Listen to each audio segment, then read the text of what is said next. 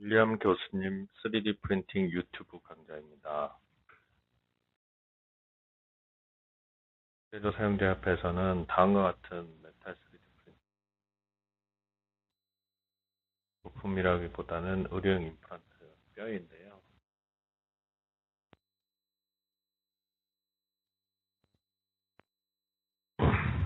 그 엉덩이 임플란트를 위한 까지 생산해낼 수 있는 기술을 가지고 있습니다. KM유지 소개 및 최근 산업 동향인데 이번 최근 산업 동향 2018년 말 기준으로 설명을 드리도록 하겠습니다. 목차는 다음과 같습니다. 최근 산업 동향 최근에 DMVGL이라는 선박의 부품을 허가내주는 선급이 있습니다. DMVGL은 GMV라는 곳과 GL이 합쳐진 곳인데 이 회사에서 전 세계 7,000척 정도의 그 선박에 대한 선급 허가를 내주고 있습니다. 그래서 그 본사는 오슬로에 있고 싱가포르하고 오슬로를 방문했습니다. 그래서 선박용 부품에 대한 선급 허가를 내는데 이제 오토데스크의 이제 델캠하고 AM 사업부를 방문했습니다. 영국 버밍엄. 엠랩이라고 해서 네덜란드에서 프로펠러를 BV라는 성급에서 허가를 받아서 제작한 곳이 되겠습니다. 폼넥스트 전 세계 3대 전시회 중에 하나인 프랑크푸르트에서 열렸는데 거기를 다녀왔습니다. 그래서 온 바에 대한 산업 동향에 대해서 설명을 드리고자 합니다. DMV 성급은 처음에 2018년 4월 25일까지 해서 2018년 11월까지 3회 미팅을 거쳐가지고 그 선박용 3D 프린팅 부품에 대한 선급 허가를 받는 것에 대한 협의가 끝났습니다. 곧 추가적인 진행이 될 예정입니다. 그 다음에 간 곳이 이제 랩랩인데요. 랩랩을 오토데스크라는 곳에 먼저 갔습니다. 근데 이제 여기 나온 거는 랩랩이 와이어 아크 방식, 용접을 통한 어디티브 매니팩처링 방식으로 프로펠러 제작한 사례입니다. 이건 장착된 건 아니고 보여주기 위한 샘플인데 오토데스크가 이제 전시를 했습니다. 이 제품은 오토데스크하고 랩랩이 동시에 이제 협력을 해서 만든 거라고 보시면 되고 반짝이는 동부분이 이제 그 가공이 된 부분이고요. 그 약간 그 결이 있는 부분이 가공이 안 된 부분입니다. 그래서 요거를 실제 프로펠러를 만들어서 장착을 했고요. 한 1.2m 정도 되는 거가 되겠습니다. 예전엔 3D 프린터로 1.2m 정도의 그 프로펠러 같은 것도 실제 배에 장착하고 그 배에 장착하고 있는 안정성 때문에 선급 허가까지 받은 상황이라고 보시면 됩니다. 이제 본격적으로 3D 프린팅 부품이 실제 장착되는 시기가 되고 있다 이렇게 보시면 되겠습니다. 먼저 어딜 갔냐면 오토데스크하고 랩랩이 같이 협력을 해서 했는데 그 버밍엄에 있는 오토데스크 테크니컬 센터인데 원래는 델캠이라는 캠 소프트웨어의 본사였습니다. 이걸 오토데스크가 인수하면서 오토데스크 테크니컬 센터가 됐습니다. 뭘 했냐면은 여기 왼쪽에 있는 장비를 가지고 용접기입니다. 와이어 아크 방식으로 오른쪽에 있는 프로펠러를 처음으로 제작했는데 여기 프로펠러 오른쪽 프로펠러 보시면 가운데가 비어 있습니다. 이런 식으로 3D 프린팅만 가능한 방식으로 프로펠러를 제작한 사례가 되겠습니다. 또한 여기서는 로봇을 갖고 하는 거에 이제 중점적으로 하고 있는 우리가 생각하는 FDM 방식을 로봇을 사용해서 이제 실제 제작한 예입니다. 그래서 여기서는 어떤 걸 연구하냐면 달나라에 이제 그 거기 있는 진흙이나 물체를 가지고 건축 자재를 만들어서 3D 프린팅으로 집을 짓는 그런 프로젝트를 진행하고 있고 탄소 섬유를 가지고 자동차도 만드는 프로젝트를 진행하고 있습니다. 대형 사이즈의 프로젝트를 진행하고 있다고 보시면 되겠습니다. 거기에 대한 이제 공구들하고 실제 그 카본 파이버 갖고 만드는 사례가 되겠습니다.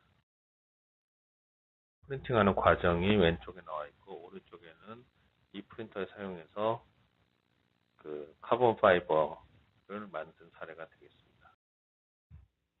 그 다음에 간 곳은 이제 랩랩이라는 곳인데, 오토데스크하고 같이 작업을 하고 있습니다. 실제 오토데스크는 소프트웨어를 지원했고요. 여기서는 뭘 했냐면은 아까 처음에 보여드렸던 1.2m급 프로펠러를 이 장비를 사용해서 만들었습니다. 왼편에서 같은 기계인데 왼편 부분에 이제 큰 거를 만들 수 있게 해놓은 거고, 오른편은 선반위에서 간단하게 작게 만들 수가 있는데 로봇이 왔다 갔다 하면서 작업하게 됩니다. 이거를 갔을 때 이제 가운데 키 큰 분이 이제 디렉터고, 왼쪽에 계신 분이 오토데스크에서 지원을 해주시는 분입니다. 약간 그 백인 분이 있고 이제 흑인 분이 있는데, 흑인 분이 이제 지원을 해주시고, 랩랩에서 실제 그 사이에 만들었던 겁니다. 프로펠러 부분인데, 현재 그 한 300K 파운드 정도면은 10명의 인력을 가지고 그 3D 프린팅을 할 수 있는 장비를 세팅할 수 있다고 합니다. EV 성급을 받았고, 프로세스를 잡고 열체라는 샘플을 가지고 물성 테스트하고 그 이후에 제작을 했다고 합니다. 그리고 해외 협력 연구기관 설립하는데 적극적입니다. 그래서 우리나라도 유치를 하면 좋고. 그 다음에 이제 랩랩에서 뭘 하고 있냐면은 배에 들어가는 선, 그 배 앞부분에 이제 곡선 부분이 있는데, 곡선 부분을 만들기 위해서 원형으로 실제 제작하는 과정에 대한 테스트를 한 사례가 됩니다. 요거는 그 배를 묶어두는 그런 클릿 같은 장비를 3D 프린터로 제작한 사례가 됩니다. 요건 뭐냐면 봉을 껴서 건축물을 만드는 그런 사례가 되겠습니다. 그에 대한 부품이고요. 여러 가지 시도를 하고 있습니다. 요거 이제 곡선 부분을 만드는 거에 대한 시도였고, 요거는 뭐냐면 이제 이종 금속을 두 개를 서로 붙여가지고 곡선을 만드는 그런 시도를 하고 있었습니다. 이 회사에서 1.2kg짜리, 1.2m짜리 3D 프린팅으로 만든 프로펠러를 만들었 회사라고 보시면 됩니다. 랩랩에 대해서 재밌는 건 우리나라의 선박 시장하고 거의 비슷한데, 우리나라가 이제 중국의 자꾸 선박 부분을 쫓아오고 있는데, 유럽에 우리나라가 선박을 쫓아갈 때, 그때 당시에 이제 망한 조선소 부분인데, 로테르담에 그쪽에 있는 드라이도크, 안에서 배를 만드는 드라이도크 부분을 다시 개조해서 이노베이션 도크라고 이제 만들었습니다. 그래서 이 안에서 랩랩도 있고 3D 프린팅 업체들이 들어가 있는 것 같다고 보시면 되겠습니다. 그러니까 향후 우리나라가 중국으로 다 뺏기거나 이랬을 때 이런 전차를 겪지 않을까, 이런 부분에 대한 망감이 교체를 했습니다. 그래서 그 안에 드라이도크에 가보면 배에 들어가는 풍량, 그 프로펠러나 이런 유속을 실험하는 센터, 각 3D 대형 3D 프린팅 센터나 회사들이 이 안에 이제 들어가 있습니다. 랩랩이 그 중에 하나고, 오른쪽에 있는 게 이제 랩랩의 소형 메타 3D 프린터라고 보시면 되겠습니다.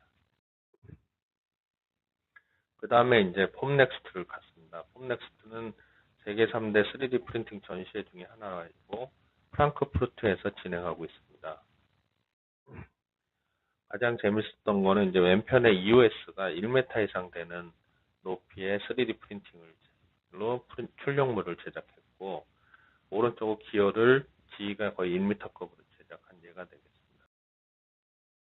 업체에서 대형 사이즈들이 많이 나왔는데, BLT라는 회사에서 가장 높이가 큰 한 1.5m 정도 되는 그 타이타늄으로 만든 부품을 만든 게 맨 왼쪽에 있고, 타이어 휠을 3D 프린터로 직접 제작했습니다. 오른쪽은 G의 앞부분인데 사이즈가 얼마나 큰지 보여드리기 위해서.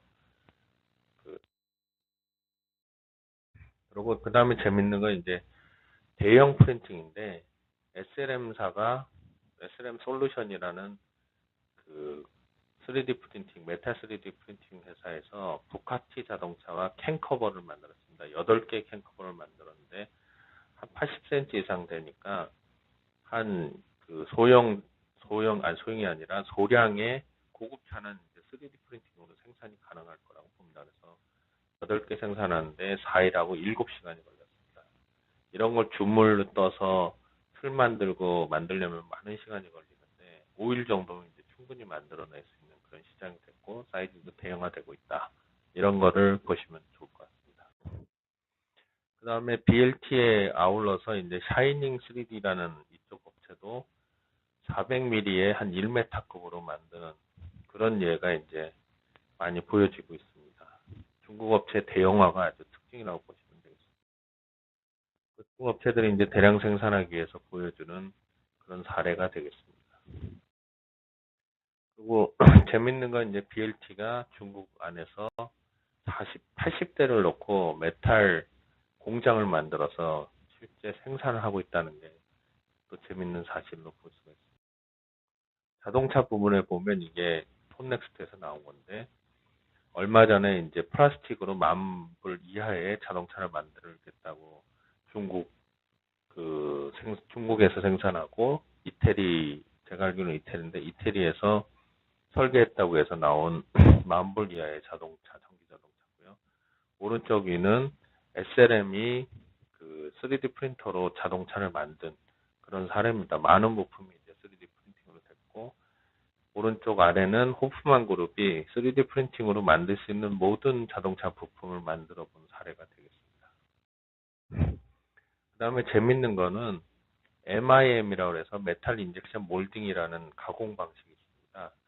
그러니까 메탈 분말을 플라스틱에 버무려서 그 플라스틱 인젝션 몰딩 하듯이 그 틀에 넣어서 찍어내는 방식인데 이걸 HP에서 장비를 만들어서 자동차용으로 했는데 핸들 손잡이, 그러니까 기어 핸들의 손잡이 부분을 복잡한 모양을 이제 3D 프린터로 만든 사례가 되겠습니다.